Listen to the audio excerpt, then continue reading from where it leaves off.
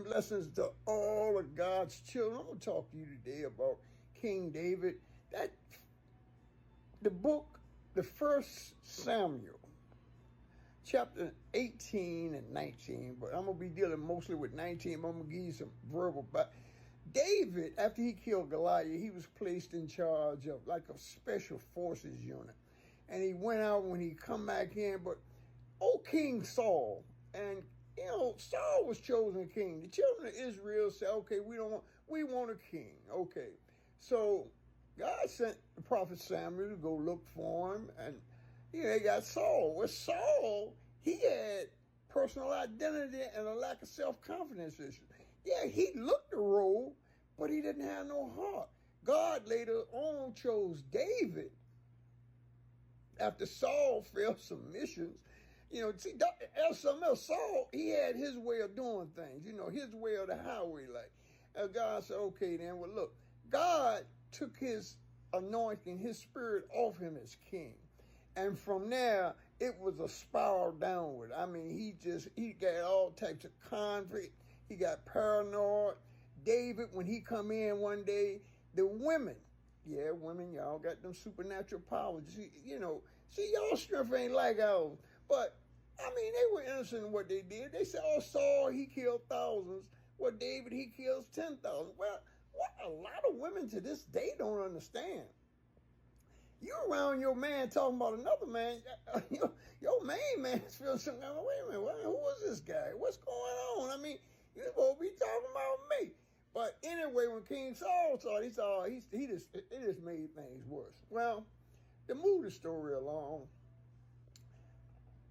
King Saul had David. See, David respected the office of kingship. He respected the fact that God had appointed and anointed Saul to be in that particular role.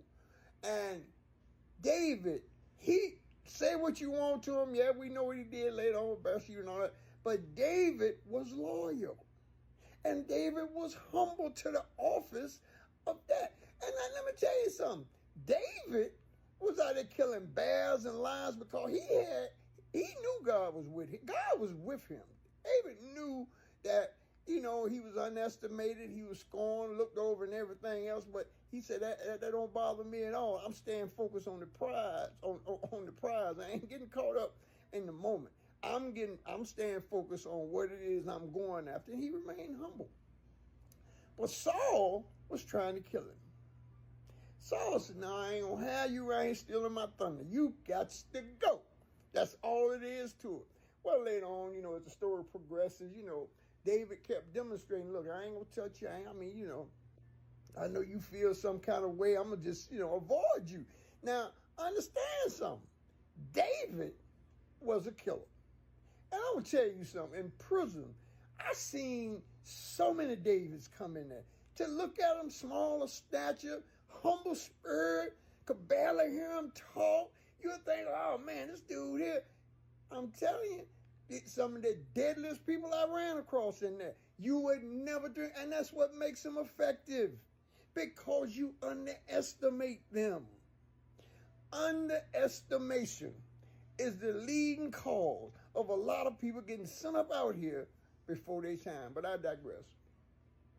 David was a man of God's own heart. But yeah, he had his shortcomings and everything else. But David's faith was off the chain. And Saul knew that. And Saul, I don't care whatever, he tried to get him in the situation, get him killed and everything. He was a king.